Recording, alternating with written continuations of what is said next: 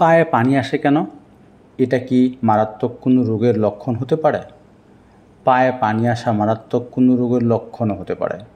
জেনে নেওয়া যাক পায়ে পানি আসার কিছু কারণ। পায়ে পানি এলে কী করবেন সেটাও জেনে নিন আজকের এই ভিডিও থেকে। পায়ে পানি আসার সমস্যায় ভুগতে পারেন যে কেউ, বিশেষত লম্বা সময় দাঁড়িয়ে থাকলে কিংবা বসে থাকলে এমনটি হয়, কারণ সে সময় অভিকর্ষের টানে পায়ের শিরায় বেশ খানিকটা রক্ত জমা হয়, আর সেই রক্তের কিছু জলীয় অংশ পা ও গোড়ালিতে জমা হলেই এসব স্থান ফুলে যায়। সাধারণত কিছু সময়ের জন্য পা উঁচু করে রেখে বিশ্রাম নেওয়া হলে সমস্যাটি সেরেও যায়, তবে এরপরও যদি সমস্যা রয়ে যায় কিংবা পা ফোলার সঙ্গে অন্য কোনো উপসর্গ থাকে তাহলে চিকিৎসকের পরামর্শ নেওয়া প্রয়োজন।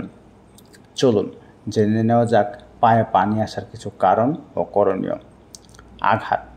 পায়ে বা গোড়ালিতে আঘাত লাগলে পানি আসতে পারে। যেমন যে কোনো বয়সেই গোড়ালি মচকাতে পারে। গোড়ালির আঘাত যেমনই হোক, সময় মতো সঠিক চিকিৎসা না হলে আজীবন ভোগার ঝুঁকি থাকে। হৃৎপিণ্ডের বৈকল্য। সুস্থ অবস্থায় পায়ের শিরার রক্ত স্বাভাবিক নিয়মে আবার হৃৎপিণ্ডে ফেরত আসে, কিন্তু হৃৎপিণ্ডের কার্যক্ষমতা কমে গেলে পায়ের শিরার রক্তের পুরোটা আর স্বাভাবিক নিয়মে হৃৎপিণ্ডে ফিরে আসতে পারে না।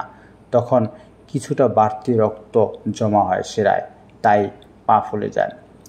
কিডনির বৈকল্য।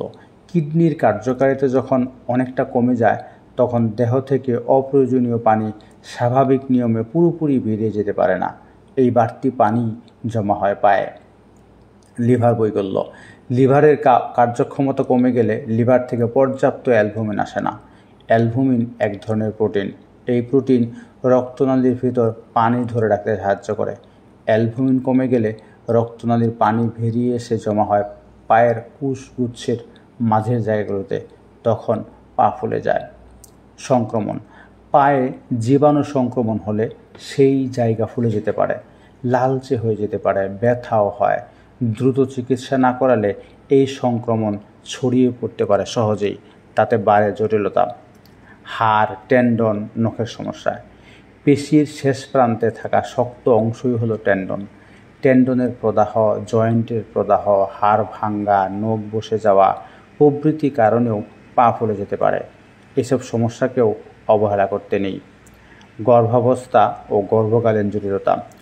গর্ভাবস্থায় পায়ে পানি আসতেই পারে, এটা স্বাভাবিক বিষয়, তবে অতিরিক্ত পানি আসা আবার জটিলতার লক্ষণ হতে পারে। প্রি একলাম্পসিয়া বা একলাম্পসিয়ার মতো মারাত্মক সমস্যায় পায়ে খুব বেশি পানি আসতে পারে, তাই অতিরিক্ত পানি জমা হলে চিকিৎসকের পরামর্শ নেওয়া উচিত। ঔষধের পার্শ্ব প্রতিক্রিয়া।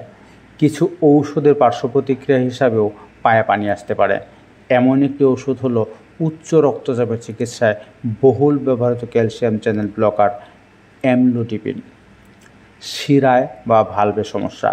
পায়ের শিরায় প্রদাহ হলেও পায়ে পানি আসতে পারে। তাছাড়া পায়ের শিরায় স্বাভাবিকভাবে যেসব ভালভ থাকে সেসবের কার্যকারিতা কমে গেলে পায়ের শিরায় কিছুটা বাড়তি রক্ত জমা হয়। এই অবস্থায়ও পা ফুলে যেতে পারে। শিরায় জমাট রক্ত। যারা নড়াচড়া করতে পারেন না তাদের ক্ষেত্রে পায়ে রক্ত জমাট বেঁধে মারাত্মক পরিস্থিতি সৃষ্টি হতে পারে। এই জমাট রক্তের কারণে পা ফুলে যেতে পারে, তবে এমন সমস্যা কিন্তু সচরাচর দুই পায়ের শিরায় একসঙ্গে হয় না, কেবল একটি পা অস্বাভাবিকভাবে ফুলে যায়। এটি খুব ভয়াবহ এক সমস্যা।